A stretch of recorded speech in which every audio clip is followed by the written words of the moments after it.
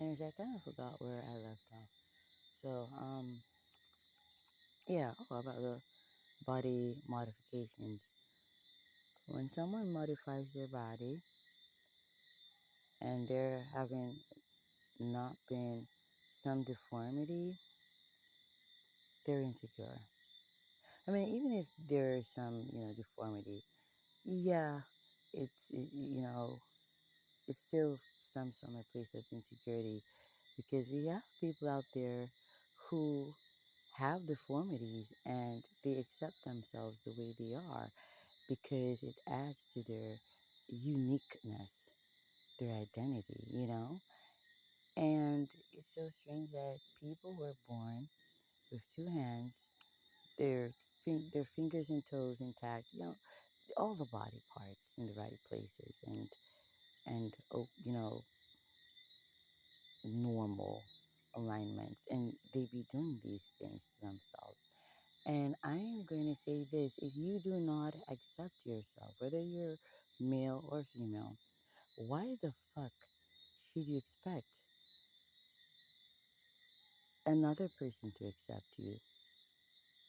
I mean, you don't accept yourself. You didn't accept yourself the way you were.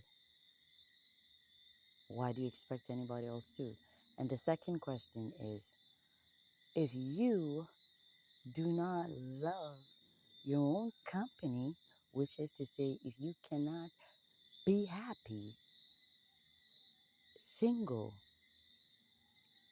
if you cannot be happy being with your own damn self, you don't you don't even like being by yourself.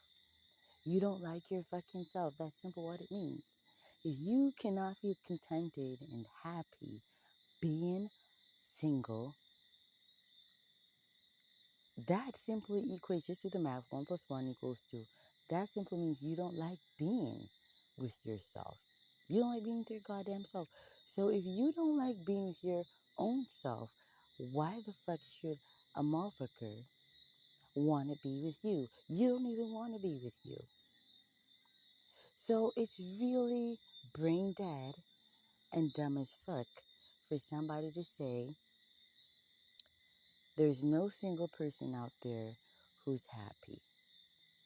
And I found this happiness, and that was me discovering self love because society is so tainted and wretched that through social conditioning, society teaches you to not fucking love yourself. And you will have to reprogram your mind, unlearn the fucked up shit, and learn other things, the real things that edifies you and strengthens you. Now, I think she said something to the effect that no one having experienced real love can feel happy being single. Now, let me just say this. First and foremost, if you don't have self love, you cannot distinguish what real love is. Because you first got to love yourself to be able to know when a motherfucker loves you, to be able to love a motherfucker. Now, a lot of these people, men and women, because listen, this is not a man thing or a woman thing. It's not a masculine energy thing or a feminine energy thing. It's a human nature thing. It's not a race thing. It's a net worth thing. It's not a network thing. It has nothing to do with those.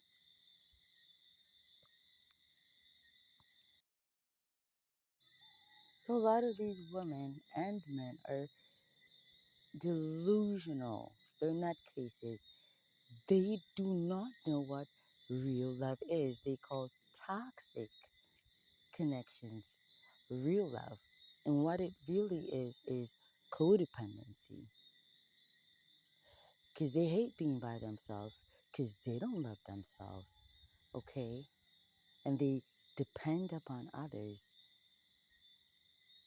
to satiate them, to satisfy them, to make them feel loved. No, no, bitch. No, no, Negro. You're supposed to do that for yourself. And just like that guy said, yeah, a partner should only make you feel happier, not make you happy.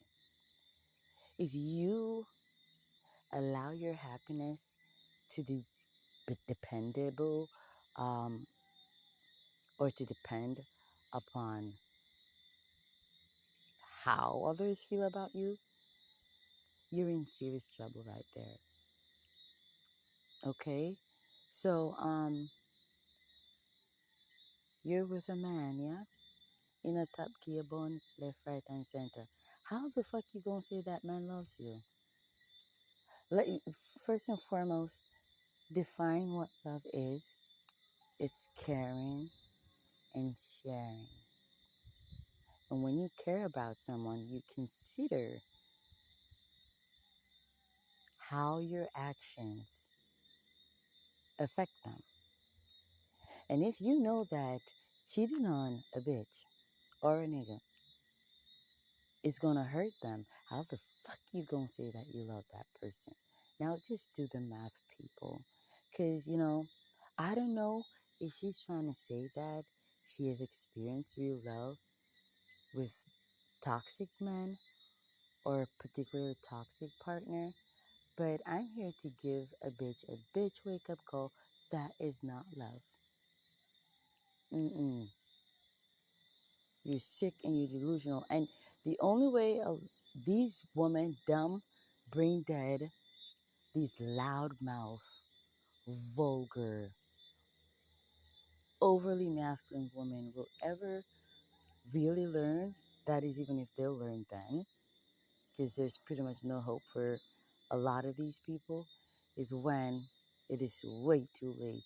Like, for example, a nigga gives them AIDS because you out there fucking other bitches and you going raw dog. Nigga, you going raw dog. You're not just fucking bitches and hurting your partner because you know that hurts them. You fucking know that shit. That's not love. You know that's gonna hurt them. You do it anyways. And on top of that, you go raw dog. You're exposing them to all kinds of sexually transmitted diseases and infections. On top of that, from a spiritual level, sexually transmitted spirits. How the fuck is that love? So a lot of these women, they will only learn, and they can only learn once they contract AIDS, HIV. Likewise, these men who do not love themselves too, because like I said, it goes both ways. Okay? So I want you guys to really think on that. Okay? Really think on that. Because before you can say that you know that you've experienced true love, to know that you're not happy without it, first define what real love is. First, love yourself, and with knowing all them motherfucking things, then you can wheel and come again. And when you do get the gist of them stuff, what I just stated, you won't have a whole different perspective and be talking completely differently.